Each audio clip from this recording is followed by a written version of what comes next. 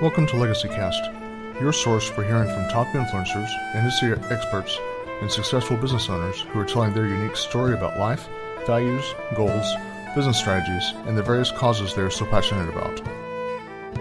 Future generations will come to be impacted by what is happening today, whether positive or negative, and our mission is to focus on what is going to affect change for the better. Hosted each weekday by James Snow, a former U.S. Army combat medic, now founder and principal advisor of James Advisors Group, a full-service financial planning firm in North Texas. This is Legacy Cast.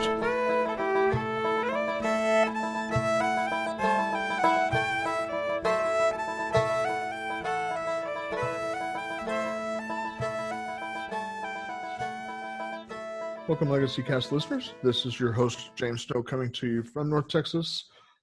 Still kind of north of the 70-degree mark here, still in Texas, even though we're sort of wintertime, I guess. But I have a wonderful guest coming to me today from North Dakota, Jodeen Bergstrom. And she's experiencing much cooler temperatures up there in North Dakota with ice and snow and what have you. So hopefully we'll keep the blizzards away from her for a long time. But, without further ado, I'd like to welcome Jodeen onto the program. Welcome, my friend. Thank you. Well, I appreciate it. I just, while you were speaking of the temperature, I jumped on to see, and we're at 24 degrees, but it feels like 13. So, and we've unfortunately had some freezing rains the last couple of days. So like I had shared with you, I actually slid past my driveway coming in, but so winter is here. We're here. So. Yes. Yeah, please keep it up there. And people in Texas cannot drive on ice. I'll tell you. I mean, they turn into crazy idiots down here when wintertime comes. So the longer it stays away, the happier I will be, because once it hits, just stay indoors, bug out, stay away from everything, because it's not worth it. I hear you. We used to live in Breckenridge, Colorado, and it was always scary to see all the tourists come in with their four-wheel drive SUVs and thinking that they were empowered in the first snowstorm. Most of them were in the ditch because they didn't know how to drive. Yeah, I've actually heard of people that make a living with their winches on their vehicles there in like Colorado and also New Mexico in the mountainous areas. Just wait for the tourists to go off the edge of the road and down a ravine, and extra money by winching them back out. So I guess, if you're looking for a retirement job, that might be something to do. There you go. So here on Legacy Cast, I like to talk to people about what they're doing in their world, because like I like to tell people, a legacy is kind of your story, and it's your story telling what matters to you, what you're passionate about, the things that you're doing to solve problems, to help make life better for other people. And it's kind of your story told your way, so that it gives you sort of that little glimpse of immortality, if you will, to where you can make sure that generations from now know all those things about you, told through your words. So when you're thinking about a legacy, Jodeen, what's the first thing that comes to your mind? Well, first of all, I want to thank you for letting me be on here, and I'm excited to speak into your audience. And legacy for me definitely has a very strong meaning and very strong purpose in my life. About 11 years ago, I actually moved back to my home state to help my parents transition into elder age. And they were 81 and 80 years old, and they didn't have a will or an estate plan put together yet. And, it was obvious that it was time. And so I started helping them build out their estate plan, and I realized there was a lot of information, and they weren't really prepared to make all those decisions, because there's a lot more than just going to the lawyer and getting a will drawn up.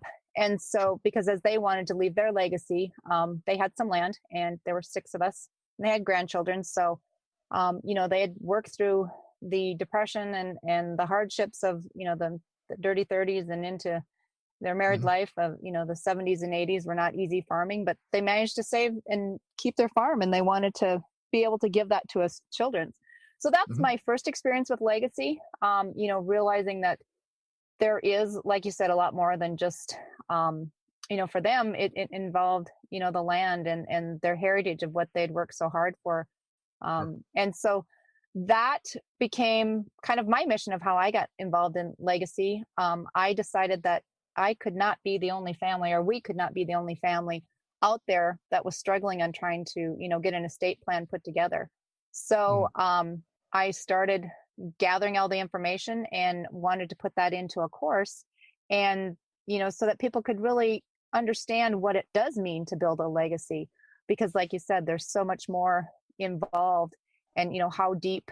And once you really get into it, do you want to leave, like a video so that you can really speak into your great grandchildren that you might not ever see, or your great great grandchildren, Right. so that they can really hear, your story and what you were.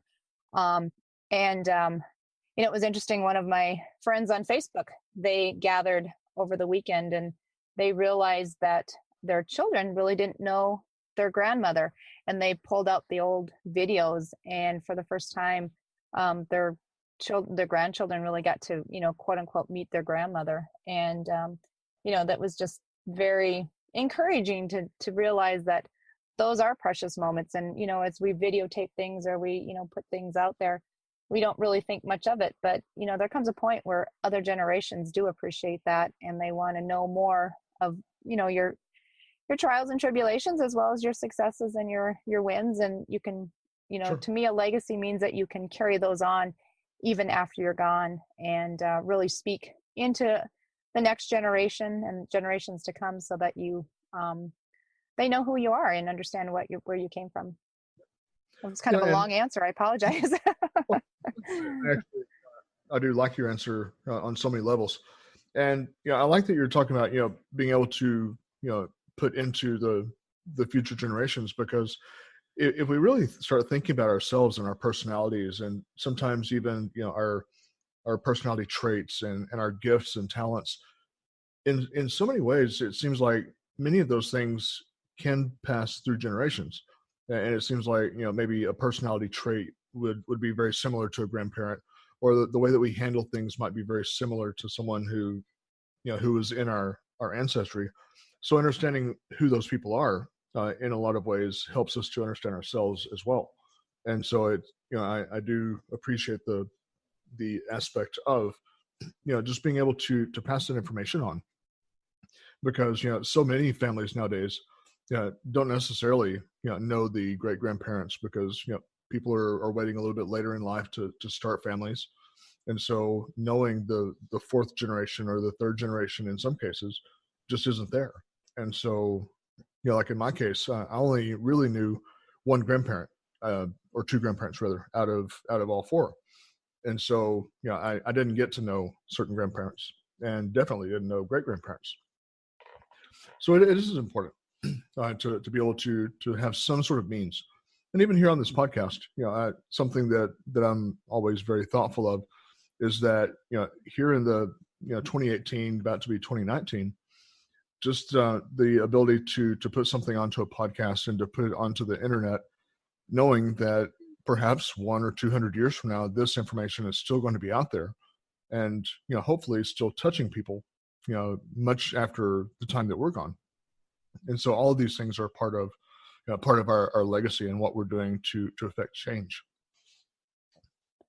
Exactly. And you talk about heritage and whatnot, and even a little bit further back for me on legacy, my mother was a very she has passed on, and so she lived to be 91 and was a wonderful woman. And the thing that she really was in was the genealogy.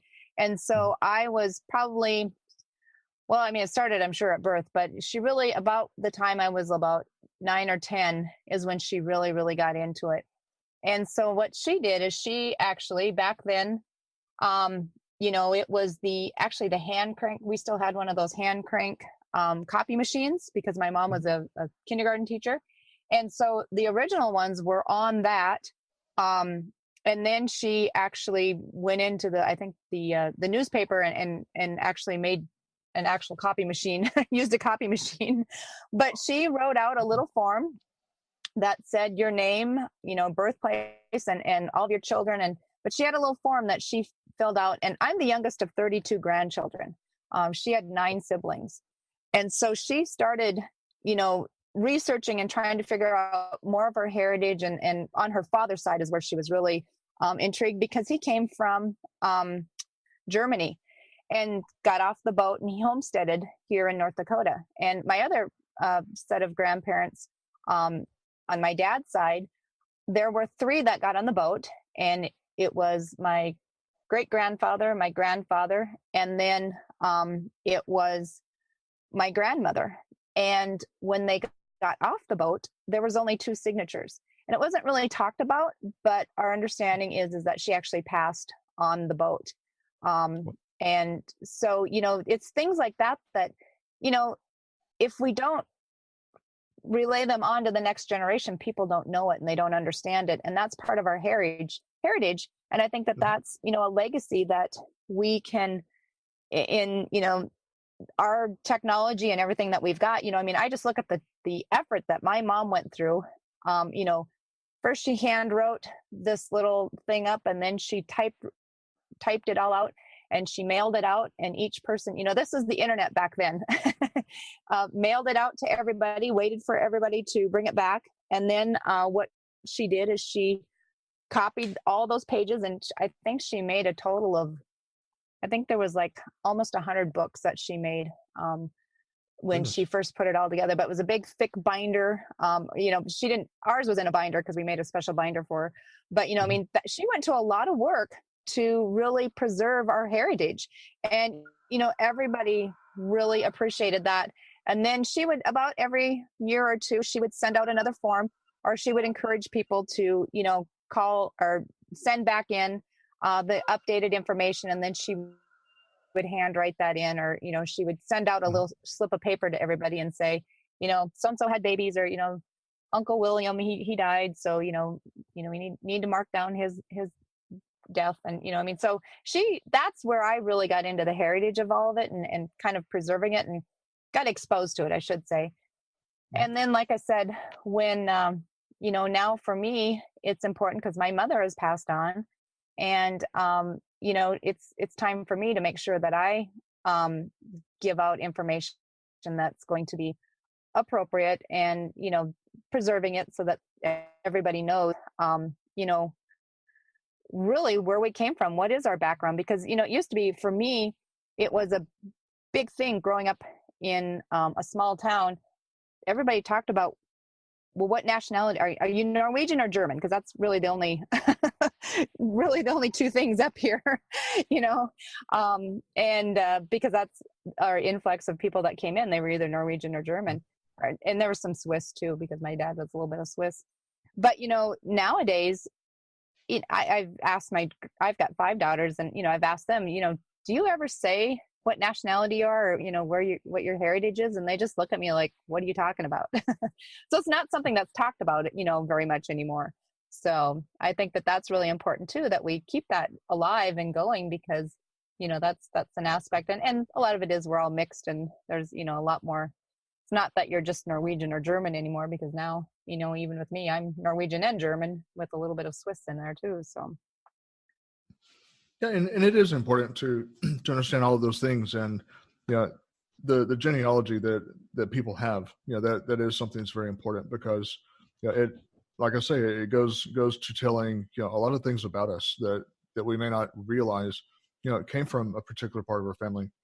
I have some American Indian heritage, as well as Scots Irish and Dutch and Welsh and who knows what else from Europe, bettering of a bunch of different things.